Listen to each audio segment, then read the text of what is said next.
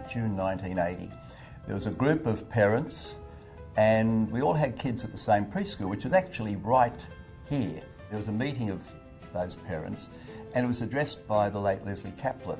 We wanted to send our kids to Maroubra, but at that stage Maroubra had something like 90 spots for primary and 110 applicants. We were saying, what do we do, etc. He said, start your own school. Our first real bit of thinking was, is this a viable exercise? Could we get 17 kids a year? Because that was the break-even number to run a school that we felt. We went to the JCA, Hal Goldstein was president at the time, and said, look, we'd like a loan for 2 years of $10,000. If we have that, we can start the school.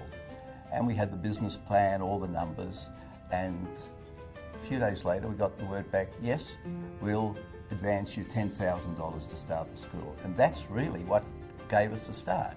By February of 1981, we actually had 14 kids, and that's when we opened, and that's when we started the school. And we had no choice. The school had to succeed because these were our kids. We started in the back of the shul, in a small room. We then moved across to the present site with a series of adding some demountables, which we slowly did as the years went by and as the groups got bigger. And then we started putting in real brick and mortar buildings. I was very involved between 92 and 96 when the buildings behind me were built. It's where my children went to school, and it's no doubt where my grandchildren will go to school. Yeah, I've grown up with Mount Sinai being such an integral part of my life. An incredible community where I learned that everyone would put back into it to get the most out and reap the rewards. I have two girls, 22 and 19, who both went through Mount Sinai. I can't speak highly enough of the Hamisher, warm, belonging feeling that we've had. Everything that they have come out with, their skills, which has put them in great stead for high school and for beyond. They are who they are because of the start that they had here.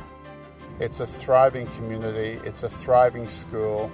The children are engaged at Mount Sinai. It's one of the leading schools in Sydney, if not Australia. As much as we have made advances in our teaching and learning, and as much as we are at the forefront of excellence in embracing the new technologies, there are elements that will never change in this school. Those are the elements that you often see coming through the ethos of our school, what it means to be a Jewish school, and what it means to impart those eternal values that have propelled our students to the future. And that's what I mean by honouring tradition but embracing change. As a Mount Sinai student, I was encouraged to innovate, collaborate, have a true sense of my Jewish self and identity, and really be part of a community. That original $10,000 was enough to start the Jewish lives of 1,200 kids. And we have to keep that going.